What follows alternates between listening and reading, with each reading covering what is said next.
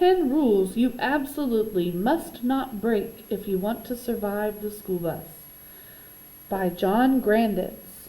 That's the author, the person who wrote the book. Illustrated by Michael Allen Austin. That's the guy that drew the pictures.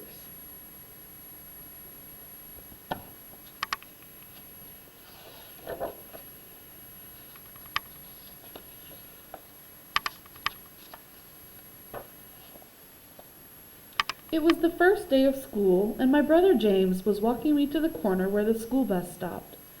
I'd never taken the bus before, and to be honest, I was a little nervous. But James was a school bus expert, and he'd promised to help me out. "Pay attention, Kyle," he said. "Don't walk on people's lawns. They don't like it when you do that."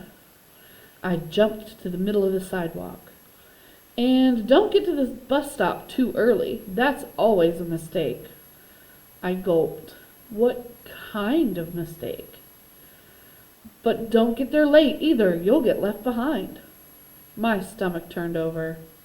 In one of the nature shows I watch on TV, a young Canada goose got left behind when the flock flew south for the winter. I think it froze to death. Too bad James wasn't taking the bus with me. Last year he rode the bus and Mom walked me to school.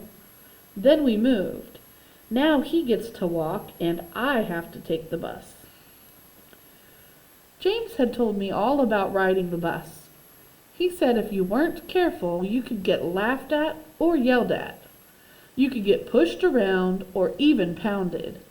Big kids would steal your lunch and your money and even your football card collection. Sometimes I wondered if he was exaggerating a little. But if even half the stories were true, I was in trouble. "So what am I supposed to do?" I'd asked him. "Just think of what I'd do and try to act like me," James had said. "And always, always follow my rules." He called them the 10 rules you absolutely must not break if you want to survive the school bus. I was going to follow every one of them. I didn't want to get pounded.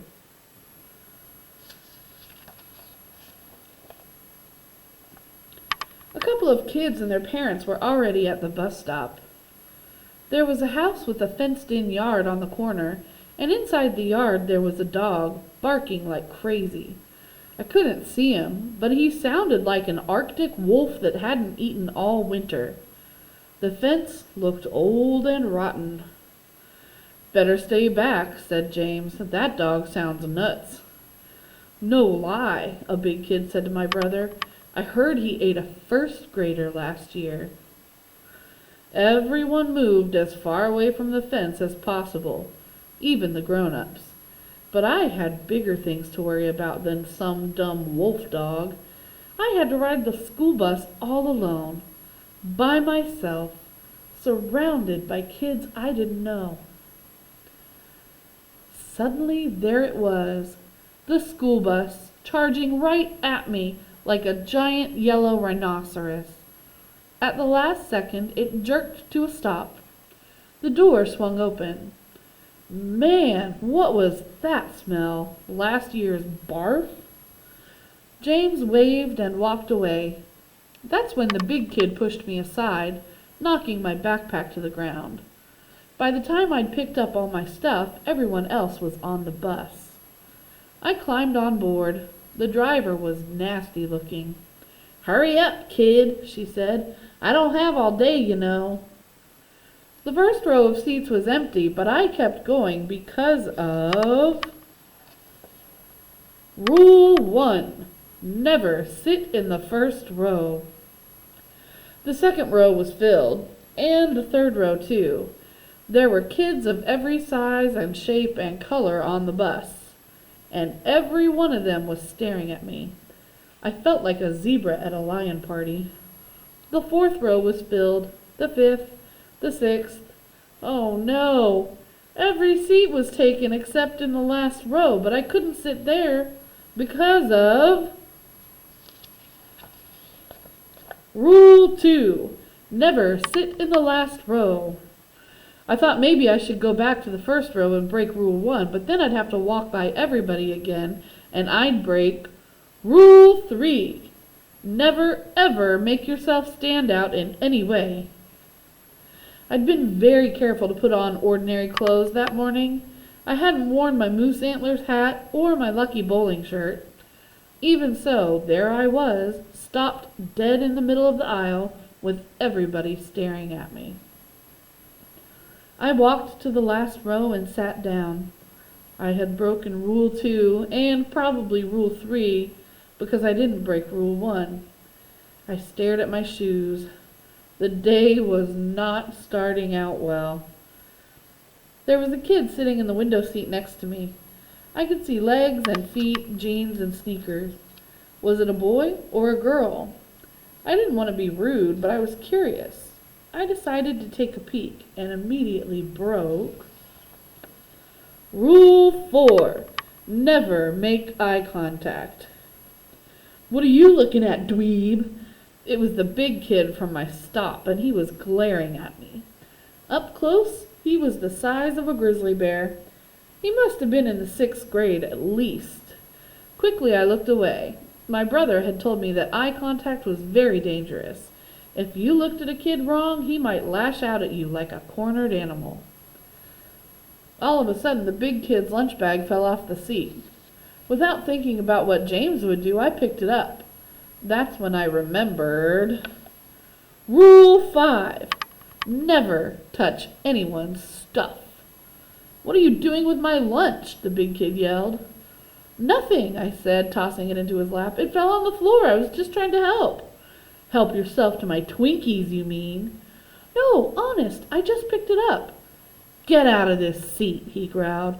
You little kids are a pain. James would never have gotten into this mess because he wouldn't have broken Rule 6. Never talk to big kids. Big kids on the bus are bad, my brother had explained. Never ever talk to a big kid unless you're one yourself. And I wasn't. So far, the big kid had already yelled at me. Maybe he wasn't pounding me yet, but he might be planning to pound me later. I got up, crossed the aisle, and sat down.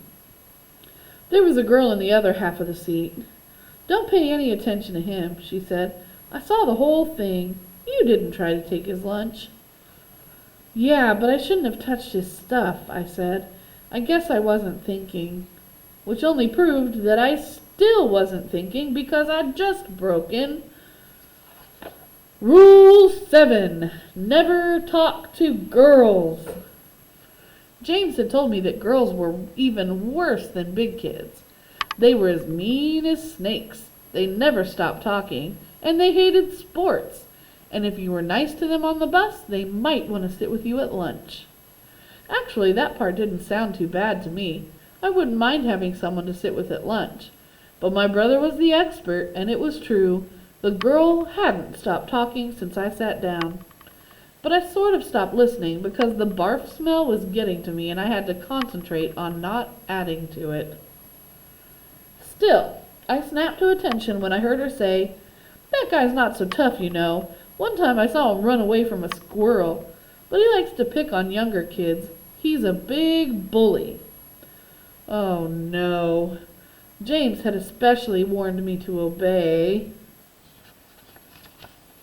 Rule 8. Never mess with the bully. Every bus has a bully, he'd said. It could be a big kid or a little one, a boy or a girl. It doesn't matter. If you make the bully mad, your life will be miserable. I spent the rest of the bus ride imagining the bully beating me up all the way through grade school, high school, and college. Finally, the bus screeched to a stop and I escaped. I found my classroom, met my teacher, and sat down with the other kids. The rest of the day went okay, and one nice thing actually happened. At recess, I was watching a game of kickball, and I saw the talking girl from the school bus. She was captain of one of the teams, and she was really good. Anyway, while she was waiting for her turn to kick, she came over and talked to me. And talked and talked. She told me that she took acting classes on Saturday, and yellow was her favorite color. She knew a lot about chameleons because she had 3 of them. I was going to tell her about my ant farm, only she didn't leave me spaces for me to say anything. Of course, James never would have listened to a girl, but it wasn't bad. In fact, the chameleon stuff was interesting, and she said I could be on her kickball team tomorrow. Finally, it was time to go home. But I couldn't find my bus. There were thousands of them. It was a herd of identical yellow rhinos. Which one was mine? "Hey, new kid, over here!" It was the talking girl hanging out of a bus window. Yes, I'd found the bus. Or at least it had found me. I hurried to get on because of Rule 9. Never be the last one on the bus. The driver frowned at me. "Sit down, kid," she said. "You're the last one on board." I could see that my brother was right about that rule. There were no seats left, except in the first row, right next to the big kid bully. Hi," I said weakly, sliding into the seat. I didn't look him in the eye. Even so, I'd managed to break rules 1, 3, 6, 8, and 9 in about 30 seconds. That must be a new world record James would never approve, but I was too tired to care. Man, I hate the ride home on this bus. Yikes, the big kid bully was talking to me? Really? I said carefully. Yeah, I always get a bad seat like this one. He stared at me as if it were my fault, and I hate where the bus stops. You mean because of the dog? I said.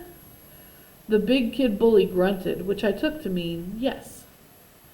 Yeah, I said, what if it got loose? That would be real scary.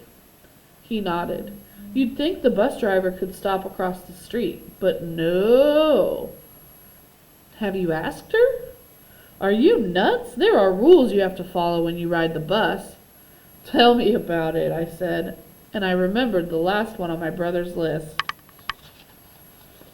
Rule 10. Never, absolutely never mess with the bus driver. I never mess with the bus driver, said the big kid bully. She's scarier than the dog on the corner. He smiled an evil sort of smile. Then he went on. Why don't you ask her? You're a little kid. She probably won't yell at you much. I thought it over. I'd already broken every other rule. I might as well go 10 out of 10. Miss School Bus Driver Lady, I said, half standing to get her attention. Yeah, what? Sit down, kid, she squawked. No talking to the driver. But I wasn't going to quit now. There's a scary dog on the corner by our stop, I said. Could you please drop us off on the other side of the street instead? Oh, is that all? She said. No sweat, kid. Now sit down. And that was it. I sat down. The big kid bully looked impressed. Wow, good work, he said. Then he caught himself and frowned. Little kids get away with murder, he growled.